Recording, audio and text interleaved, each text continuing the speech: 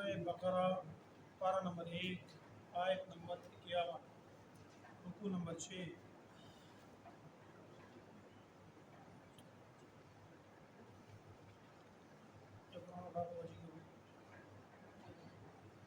اعوذ باللہ من الشیطان الرجیم بسم اللہ الرحمن الرحیم وَإِذْ وَاعَدْنَا مُوسَىٰ 40 لَيْلَةً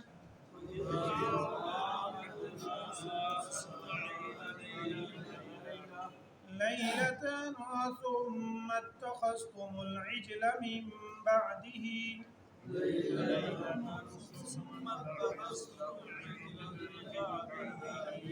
وأنتم ظالمون ثم عفونا عنكم من بعد ذلك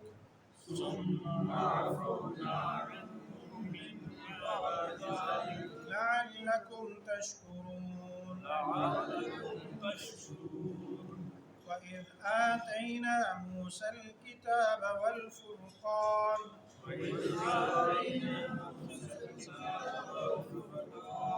لعلكم تهتدون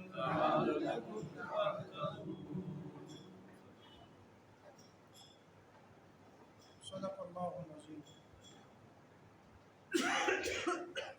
حصہ تجوید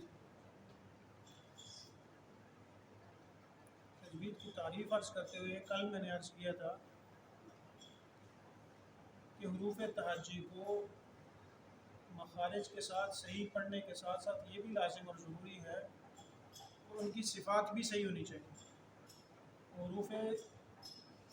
حروف کی صفات، حروف تہجی کی صفات لازمہ اور صفات عارضہ لازمی، بلکہ ناموں سے ہی واضح ہے کہ لازمہ اور عارضہ کسے کہتے ہیں۔ جو عارضی طور پر ساتھ متصل ہوتی ہیں انہیں عارضہ کہتے ہیں، جو لازمی ہوتی ہیں انہیں صفات لازمہ کہتے ہیں۔ دونوں صفات کا خیال کر کے پڑھنا لازم اور ضروری ہے۔ مخارج ہم نے 2 دفعہ پہلے بھی پڑھیں، صفات نہیں پڑھی۔ صفات نہ پڑھانے کی وجہ یہ تھی تھوڑا سا مشکل ہیں، پیچیدہ ہیں، اس لیے میں نے چھوڑ دی تھی، لیکن اس دفعہ انشاءاللہ پڑھیں گے۔ 2 دفعہ آپ سنیں گے تو تیسری دفعہ آسان ہو جائے۔ بہرحال کل سے انشاءاللہ وہ بھی ساتھ ساتھ پڑھیں۔ حصہ ترجمہ۔ وَإِذْ وَاعَدْنَا مُوسَىٰ 40 لَيْلَةً وَإِذْ وَاعَدْنَا، اور جب ہم نے وعدہ لیا موسیٰ علیہ السلام سے۔ یہ قرآن کی خصوصیت ہے، خاصیت ہے، خصوصاً اردو بولنے والوں کی۔ اگر تھوڑا سا توجہ کے ساتھ پڑھیں نا تو بہت سارے الفاظ ایسے ہیں کہ ہمیں ترجمہ آ رہا ہوتا ہے پہلے سے، کیونکہ ہماری اردو زبان میں وہ الفاظ بولے جاتے ہیں۔ ایک یہ بات، بلکہ ترجمے کے بعد تفصیل میں عرض کر دوں گا کہ بعض الفاظ غلط بولے جاتے ہیں، ان کا کیا حکم کیا ہے اور ان کا صحیح کرنا چاہیے یا نہیں کرنا چاہیے۔ وَإِذْ وَاعَدْنَا، اور جب ہم نے وعدہ لیا موسیٰ علیہ السلام سے 40 لیلہ 40 راتوں کا، ثُمَّ اتَّخَذْتُمُ الْعِجْلَ، پھر تم نے بنا لیا، اتخذ یتخذ، اتخاذ مطلب بنا لینا، تم نے بنا لیا العجل بچڑا، من بعدہ اس کے بعد، وَأَنْتُمْ ظَالِمُونَ، حالانکہ تم اپنے آپ پر ظلم کرنے والے، تم ظالم تھے، تم ظلم کرنے والوں میں سے۔ ثم عفونا، اللہ کہتے ہیں پھر بھی عفونا، ہم نے معاف کر دیا، عنکم من بعد ذلک، اس کے بعد بھی، یعنی کہ تم نے بچڑا بنا لیا اس کے باوجود اللہ فرماتے ہیں عفونا، اس لیے لعلکم تشکرون، تاکہ تم شکر بجا لو۔ اذ آتینا موسیٰ الکتاب، اور جب ہم نے دی موسیٰ کو کتاب، والفرقان، حق و باطل کے درمیان تمیز کرنے والی چیز، لعلکم تہتدون، تاکہ تم رہنمائی پاؤ، تاکہ تم ہدایت پاؤ۔ وَإِذْ وَعَدْنَا مُوسَىٰ 40 لَيْلَةً، اور جب ہم نے موسیٰ علیہ السلام سے 40 راتوں کا وعدہ لیا، ثم اتخذتم العجل من بعده وانتم ظالمون، تم نے ظلم کرتے ہوئے ان کے پیچھے بچڑے کو معبود بنا لیا۔ ثم عفونا عنكم من بعد ذلك لعلكم تشكرون، اس سب کے باوجود ہم نے تمہیں معاف کر دیا تاکہ تم شکر ادا کرو۔ وَإِذَا آتَيْنَا مُوسَى الْكِتَابَ وَالْفُرْقَانَ لَعَلَّكُمْ تَهْتَدُونَ، اور موسیٰ علیہ السلام کو کتاب دی اور حق و باطل کے درمیان تمیز کرنے والے قوانین دیے تاکہ تم ہدایت پاؤ۔ حصہ تفسیر۔ ترجمے کے دوران میں ایک بات عرض کی تھی کہ بعض حروف غلط بولے جاتے ہیں۔ اصول ضابطہ یہ، بعض لوگ بڑے حساس ہوتے ہیں، ان کی پوری کوشش ہوتی ہے غلطی نکال کے ہی چھوڑنی ہے، لیکن ایسا کرنا درست نہیں ہے۔ جو لفظ رائج ہو جائے نا کسی جگہ پر، کسی زبان میں کوئی لفظ غلط رائج ہو جائے، جیسے غلط، یہ خود غلط ہے، غلط خود غلط ہے، لیکن اس کو صحیح کرنے کی بھی ضرورت نہیں ہے۔ جو چیز مشہور ہو گئی وہ رائج ہے، وہ کافی ہے، وہ درست ہے۔ المشہور کالمعروف، یہ لغت کا ایک اصول ضابطہ ہے۔ اس لیے یہ رمضان میں تسبیح تراویح پڑھی جاتی ہے، اس میں بھی ایک لفظ غلط پڑھا جاتا ہے، گرچہ وہ غلط ہے لیکن وہ غلط ہی درست ہے۔ تو لہٰذا بعض دفعہ کوئی چیز غلط رائج ہوتی ہے تو وہ غلط بھی کیا ہوتی ہے، درست ہوتی ہے۔ ہاں، جو چیز پہلی دفعہ غلط ہو رہی ہے، پہلی دفعہ اس کے اندر غلطی پہلی دفعہ آ رہی ہے، اس کو درست کرنا چاہیے، وہ درست ہونی چاہیے۔ اردو میں مثالیں مختلف بولتے ہیں لوگ، ہم سارے کیا اردو میں کہتے ہیں یہ چیزیں یہ دو مختلف چیزیں ہیں جی، حالانکہ مختلف نہیں ہوتا، مختلف ہوتا ہے۔ اصولی طور پر دو چیزوں میں اختلاف بیان کرنے کے لیے اس میں مفعول کا صیغہ، یہ عربی کا لفظ ہے، اردو کا نہیں ہے۔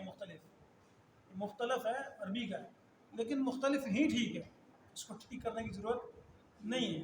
بعض چیزیں غلط رائج ہوتی ہیں، ان کو غلط، اصل اصول ضابطہ یہ ہے، فتوے کا بھی اصول یہ ہے کہ جو چیزیں عرف میں رائج ہوتی ہیں نا، فتویٰ بھی عرف کو دیکھ کے دیا جاتا ہے، مسئلہ بھی۔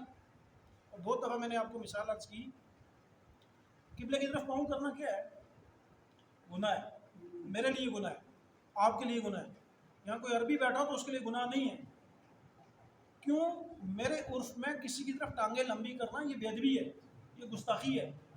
ہم اپنے والد کی طرف، اپنے چچا کی طرف، ایسے ہوتا تھا، اب نہیں ہے، کسی بڑے کی طرف ٹانگیں سیدھی کرنا ہم گستاخی سمجھتے تھے، بے ادبی سمجھتے تھے، جبکہ عرب میں ایسا نہیں ہے، وہ اس کو گستاخی بے ادبی نہیں سمجھتے کہ وہ ٹانگیں لمبی کرنا ہے قبلے کی طرف، تب بھی کوئی گناہ، یہ عرف ہے، اس کا تعلق کس کے ساتھ ہے؟ یہ مسئلہ کتاب دیکھ کے نہیں بتایا جا سکتا، یہ مسئلہ عرف دیکھ کے بتایا جائے۔ ایسے ہی بعض الفاظ وہ عرف میں رائج ہو جاتے ہیں۔ تو میں نے بات یہاں سے شروع کی تھی کہ ہماری اردو کے بہت سارے الفاظ ایسے ہیں وہ عربی سے آئے ہیں، ہم ان کو بولتے ہیں، عربی میں جب وہ صحیح بولا جاتا ہے تب ہمیں پتہ چل جاتا ہے کہ اس کا ترجمہ کیا ہے۔ اردو میں تھوڑا، جیسے مختلف کی ایک مثال میں نے عرض کی، مختلف اور مختلف تھوڑا سا فرق ضرور ہے، لیکن ترجمہ آ رہا ہے۔ پیش گوئی، اس کو ہم پیش گوئی کہتے ہیں۔ ہاں، تو جملہ صحیح کرنا ہر جگہ ضروری نہیں ہوتا، آپ کے عرف میں جو چیز رائج ہے وہ کافی ہے۔ ایک اور مثال میرے ذہن میں آ رہی ہے، لیکن فتنہ برپا، یہ لوگ جو مشہور کرتے تھے نا، گاؤں سے آتے ہیں، شہروں میں رہنا شروع کر دیتے ہیں، قومیں بدلا لیتے ہیں، اس کا بھی ایک اصول ضابطہ ہے، برحال اس کو رہنے دیتے ہیں۔ اچھا، ان آیات میں حصہ تفسیر، ان آیات میں اللہ رب العالمین نے کچھ بقیہ چیزوں کو تذکرہ کر کے بیان کیا ہے جو بنی اسرائیل کے اندر تھیں۔ اللہ فرماتے ہیں ایک وعدہ ہم نے موسیٰ علیہ السلام سے، اللہ فرماتے ہیں بنی اسرائیل کے لوگوں، وہ زمانہ بھی یاد کرو۔ یہ دونوں آیتیں مل کر کے اصل میں نعمت بنتی ہیں۔ وہ زمانہ بھی یاد کرو کہ جب موسیٰ علیہ السلام کو ہم نے بلایا 40 دنوں کے لیے کہ آ کے اعتکاف کرو طور کے اوپر، ہم آپ کو کتاب دیں گے۔ اللہ رب العالمین نے ہمیں نوازا ہے، نبی کریم صلی اللہ علیہ وسلم کی امت میں پیدا فرمایا۔ موسیٰ علیہ السلام کی قوم کو جب کتاب کی ضرورت پڑی ہے، وہ زمانہ تھا جب فرعون سے نجات پا لی، دریا سے پار چلے گئے۔ بعض مفسرین نے لکھا ہے کہ وہ واپس مصر آ گئے تھے۔ مصر آنے کے بعد، بعض نے لکھا ہے کہ وہ مصر نہیں تھا، وہ وادی تھی یا کوئی اور مقام تھا، اس جگہ میں وہ ٹھہر کر کے انہوں نے موسیٰ علیہ السلام کے پاس آئے اور کہا کہ اب ہم مطمئن ہیں اپنی زندگی سے، سکون میں، آسائش میں، آپ کوشش کریں کہ کوئی اصول ضابطہ ہمیں زندگی گزارنے کے لیے، کوئی رہنمائی کے لیے کتاب مل جائے، ہم اس کے اوپر زندگی بسر کریں۔ موسیٰ علیہ السلام نے دعا فرمائی، جبکہ نبی کریم صلی اللہ علیہ وسلم کو جب اللہ نے وحی دی تو دعا کی ضرورت پیش نہیں کہا۔ اللہ نے کہا کہ آگے چلا کاٹو تو میں کتاب دوں گا۔ اللہ رب العالمین نے بتدریج پریکٹیکل کر کے قرآن میں دی ہے، تھوڑا تھوڑا کر کے نازل ہوتا رہا میرے اور آپ کو۔ بہرحال موسیٰ علیہ السلام نے اللہ سے مانگا، اللہ نے کوئی دور پہ بلایا کہ آگے 40 دن آپ اعتکاف کریں اور 40 دن کے بعد آپ کو کتاب دی جائے گی۔ بعض مفسرین نے لکھا کہ موسیٰ علیہ السلام سے اللہ نے 30 دنوں کا تذکرہ فرمایا تھا، لیکن 30ویں دن موسیٰ علیہ السلام نے روزہ توڑ دیا تو 10 دن مزید لگائے گے، لیکن یہ بات مطابقت نہیں رکھتی قرآن کے ساتھ اور دل کو لگتی بھی نہیں، لہٰذا وہ پہلے والا جو قول ہے نا کہ 40 دنوں کے لیے اللہ نے، قول دونوں موجود ہیں، میں اپنی بات نہیں بتا رہا ہوں، جو تفاسیر میں لکھا ہے وہ سنا رہا ہوں صرف آپ کو، تو میرے ذمہ نہ لگا دیجیے گا۔ وہ جو پہلا قول ہے نا وہ دل کو زیادہ لگتا ہے، اس لیے کہ قرآن کا تذکرہ 40 لیلۃ، 40 دنوں کے لیے ہم نے وعدہ لیا تھا۔ پتہ چلتا ہے کہ یہ پہلے ہی بات ہو چکی تھی کہ ہم 40 دنوں کے لیے آپ کو بلا رہے ہیں۔ اللہ فرماتے ہیں تم نے پیچھے کیا کیا، ثم اتخذتم العجل من بعدی۔ سامری ایک آدمی تھا، فتنہ کیسے برپا ہوتا ہے؟ یہ جو نالائق لوگ ہوتے ہیں نا ان سے فتنہ برپا نہیں ہوتا، جو کن ذہن ہوتے ہیں نا جن کا دماغ کم کام کرتا ہے فتنہ وہ نہیں برپا کرتے، جن کو اللہ نے ذہن زیادہ دیا ہوتا ہے نا فتنہ بھی وہی برپا کرتا ہے، ان سے جب فتنہ پھیلتا ہے تو پھر وہ رکنے کا نام بھی نہیں لیتا۔ یہ سامری بھی مورخین نے لکھا ہے کہ بڑا تیز آدمی تھا، یہ بھی ظالم، بہت ذہین اور بہت فتین قسم کا آدمی تھا۔ اس نے دیکھا یار موسیٰ علیہ السلام جا رہے ہیں اور ان کے ساتھ ایک گھوڑا اور بھی جا رہا ہے، جہاں وہ پاؤں رکھتا ہے وہاں نیچے سبزہ نکل آتا ہے، معاملہ کوئی خاص ہی ہے، کوئی عام بات۔ لوگ بہت سارے تھے، کسی نے نوٹ نہیں کیا، غیر نبیوں میں وہی تھا، اس نے اس بات کو نوٹ کیا اور اس مٹی کو اپنے پاس محفوظ کیا، جا کر کے بچڑا بنایا، اس نوعیت پر بنایا کہ اس میں سے ہوا کراس ہو، ایک جانب سے ہوا نکلے دوسری جانب سے داخل ہو، اور کیا کہ وہ مٹی اس میں ڈالی جو جبریل کے علیہ الصلوۃ والسلام کے پاؤں، گدھے کے پاؤں، گھوڑے کے پاؤں کے نیچے تھی، وہ مٹی اٹھا کر کے اس نے ڈالی۔ وہ ہوا جب گزرتی تو اس کی میں سے ایک خاص آواز پیدا ہوتی، اس سے لوگوں کو اس نے متاثر کیا کہ دیکھو یہ تمہارا رب، اتخذتم العجل من بعدی۔ اس وجہ سے لوگوں کو متاثر کر کے اس نے کیا کیا، لوگوں کو یہ مجبور کر دیا کہ تم بچڑے کو اپنا معبود بناؤ۔ لوگوں نے بھی اس کی بات سن لی اور آنکھوں کے دھوکے میں وہ مارے گئے اور کہا کہ یہ واقعتاً خاص چیز ہے، لہٰذا ان کی عبادت شروع کر دی۔ اللہ نے فرمایا کہ وَأَنْتُمْ ظَالِمُونَ، یہ ظلم تھا۔ ثُمَّ عَفَوْنَا، اللہ کہتے ہیں میں نے پھر رحم کیا، میں نے پھر کرم کیا تمہارے اوپر۔ ثُمَّ عَفَوْنَا مِن بَعْدِ ذَلِكَ، انسان لغزشوں میں ڈوبتا چلا جاتا ہے، اللہ کی نافرمانی کی دلدل میں پھنستا چلا جاتا ہے، لیکن اللہ کی عنایتیں ہیں، کرم نوازیاں ہیں کہ وہ انسان کو گھیرتی چلی جاتی ہیں۔ اللہ فرماتے ہیں تم نے میرے بدلے معبود بنا لیا، اتنا بڑا ظلم کیا، پھر بھی ثم عفونا منکم، میں نے تمہیں پھر بھی معاف کر دیا، من بعد ذلک، اس سارے ظلم کے بعد بھی میں نے کیا کر دیا، معاف کر دیا۔ اگر موسیٰ علیہ السلام کی قوم کو اللہ نے معاف کر دیا شرک کے گناہ کے بعد، تو میں اور آپ اگر اپنے گناہوں پر معافی مانگیں گے تو اللہ بتدریج اولا مجھے اور آپ کو معاف فرمائے۔ صرف کرنا یہ ہے کہ ہم نے عزم کرنا ہے کہ اندر یہ گناہ ہم نے نہیں کرنا۔ بہرحال اللہ فرماتے ہیں میں نے معاف اس لیے کیا تھا لعلکم تشکرون، تم شکر ادا کرو، اور شکر دو طرح سے ہوتا ہے، قولاً کسی کو کہہ دینا کہ آپ نے میرے ساتھ بڑا اچھا کام کیا تو اس کی نوازش ہے، آپ کی مہربانی ہے، جزاکم اللہ، اس کو کہہ دینا، یہ شکریہ زبان سے۔ دوسرا فعلاً شکریہ ادا کرنا کہ اس کی کوئی ضرورت ہے، اس کا کوئی کام ہے تو وہ دوڑ کر آپ کرا۔ اور اللہ کا شکریہ فعلاً کیسے ہوگا؟ اللہ نے کہہ دیا نماز پڑھنی ہے تو پڑھنی ہے، جہاں بدنگاہی سے روکا ہے تو رک جانا ہے، حلال کھانے کا حکم دیا تو حلال کھانا ہے، حرام کھانے سے منع کیا تو حرام کھانے سے رک جانا، اسے فعلاً شکر کہتے ہیں، اس کو فعلاً شکر۔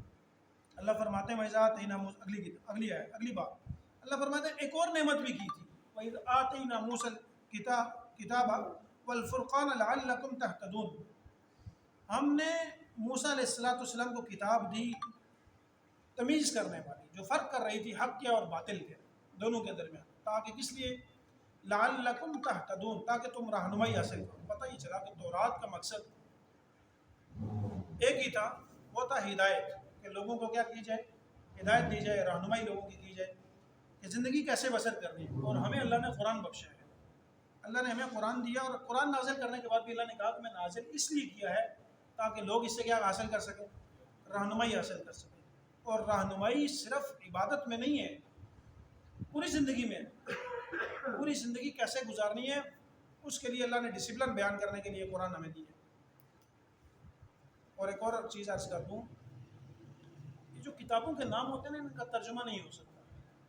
تورات کا ترجمہ بعض لوگ یہ کرتے ہیں قانون کی کتاب، یہ بات غلط ہے. جیسے میرے نام کا ترجمہ نہیں کیا جا سکتا، عامر کہہ کر یہ معنی لینا آباد کرنے والا، یہ غلط ہے.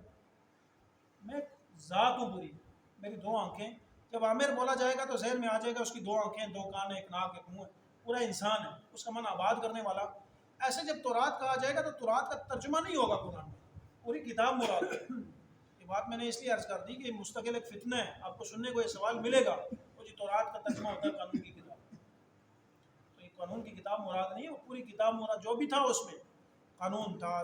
چونکہ اصل حالت میں ہم نے دیکھی نہیں ہے، ہمارے پاس اس کے حقائق نہیں ہیں. اتنا پتہ ہے کہ اللہ تعالیٰ کی طرف سے نازل ہوئی تھی، اللہ نے خود بتلا دیا کہ لعلکم تہتدون، رہنمائی کے لیے نازل کی ہے، بس ہم اس پر ایمان لاتے ہیں، باقی اس کی گہرائی میں جانے کی ضرورت نہیں ہے. اللہ تعالیٰ سے دعا ہے اللہ قرآن پڑھنے سمجھنے کی توفیق نصیب فرمائے. سبحانک اللہم و بحمدک نشہد ان لا الہ الا انت نستغفرک و اتوب الیک برحمتک.